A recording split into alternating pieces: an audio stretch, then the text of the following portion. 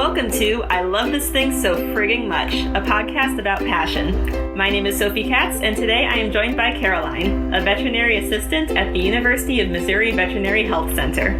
Welcome to the show, Caroline. Hi, thanks for having me. Thanks for being here. So, here is how this works. Caroline will have 3 minutes to talk about something that she loves. This can be a person, place, thing, concept, activity, anything she wants. Our only requirement is that she loves it wholeheartedly and wants to tell us why.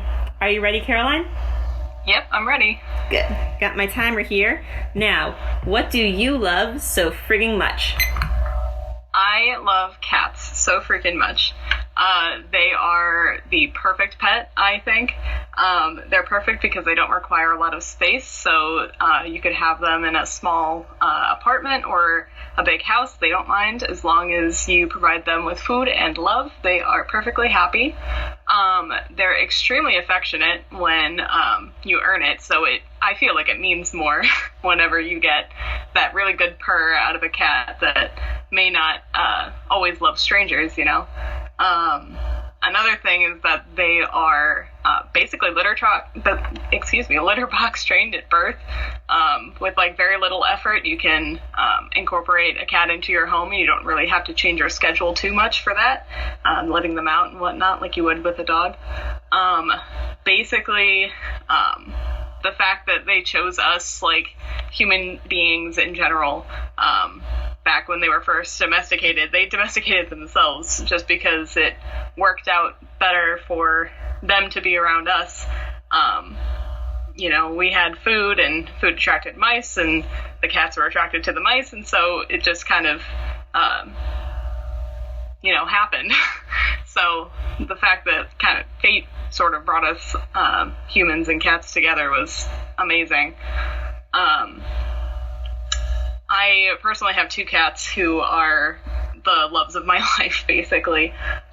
They've got me through a lot of hard times. They wake me up every day to remind me that there's a reason why I'm here, and they provide me with that, and I give them everything that I can to make their world fulfilling.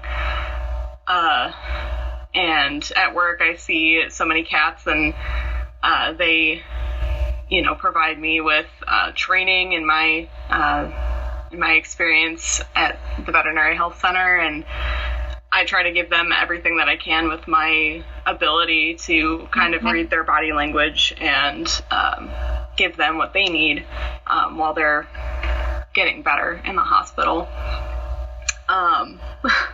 Another thing is the fact that they are just beautiful, majestic beasts, and while they are, very proud creatures, they will still provide us with, humor, fitting into obscenely small containers, and, sitting in human positions that are very comical. And the fact that they would, take over the world if they only had opposable thumbs. Starting to run out of things to say. I mean, that was okay, the perfect amount of time to run out of things to say. Well, thank you for telling us about cats today, Caroline. Yeah, thanks. Thanks for listening. Oh, my pleasure. So I know that someone's got to be listening to this who is emphatically and proudly not a cat person, who just doesn't understand how do you earn a cat's love, as he put it. You have to earn the cat's love. So how do you go about earning a cat's love? What makes them happy? Basically treating them like the gods and goddesses that they truly are. You have to try to earn their trust. Like you would with a normal person, like a human being, you would have to, respect their boundaries and, get to know them on their time. And just try to, it's a give and take relationship, like any human relationship. So as long as you provide them with what they need, they will provide you with, love and positive experience. I like the idea of it as a give and take relationship. Yes. Yeah, it absolutely is. You mentioned that because you not only own cats, but you work with cats as a veterinary assistant, and you mentioned learning about cat body language. Could you talk a little more about that? Sure. So, cat body language is something that can be very obvious, but also very subtle. So there's the obvious, arched back, like hair standing on end, that kind of aggressive behavior with, tail up and fluffed out. That's very like, I need you to back away right now, or I'm going to, make you back away. That kind of stuff is obvious to people who don't know cats very well, but there are also subtle things that you may not catch, like the look in their eye, the way that their ears fold back a certain way, or if you can tell that they're reacting to a certain sound or object.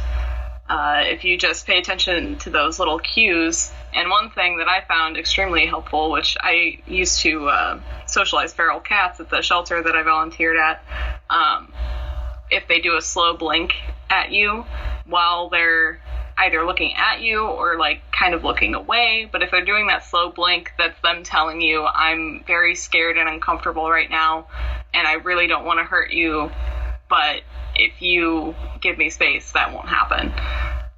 But if you do break that trust with them and kind of go into their space, they may react to that. But that slow blink is just them telling you, like, I'm scared, I need my space. That is really good to know. I mean, last thing I want to do is make a cat uncomfortable. Yeah, exactly. Do you have any fun or sweet little stories about your cats that you own? Sure. So, Rosie and Scotty are brother and sister, and I had raised them since they were like 4 weeks old. I had to bottle feed them or syringe feed them as they were growing up, and so they're very bonded to me. I'm basically their mother. And Scotty, every time I hold him, he always goes for my nose, and he will lick my nose while staring behind me. Like, he won't look me in the eye, but he will look past me and like above my head. It's very off-putting, but it's very sweet because I know it's just his way of, giving me the love and attention that I try to give him every day. And then Rosie is that sorry. For cats, is that kissing, like we assume it is? I don't know. I've never met that many cats who do that. So I guess for him it is. But I wouldn't call them like normal cats, because normal cats would not be fans of strangers, but they are like dogs where everyone is a friend. That's interesting. I wonder if that's just my personal experience, but you're not the only person I know who has a cat. There's like, oh, this cat isn't like other cats, this cat is like a dog. But like, a lot of people have those cats, it seems. I know. Maybe it's a 50-50 split, but I've never had a cat personally that is that friendly with strangers. Mm-hmm. Normally they're very nervous. Yeah. Well, they're all individuals, I suppose. It's true.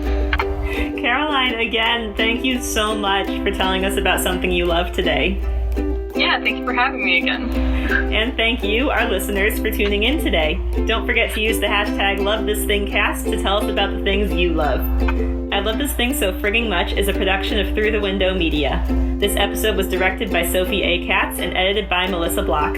You can find us at Through the Window on Twitter, Facebook, Instagram, or Tumblr. That is THROU the window at all those social media sites. Be good to yourself, be kind to each other, and you'll hear from us again soon.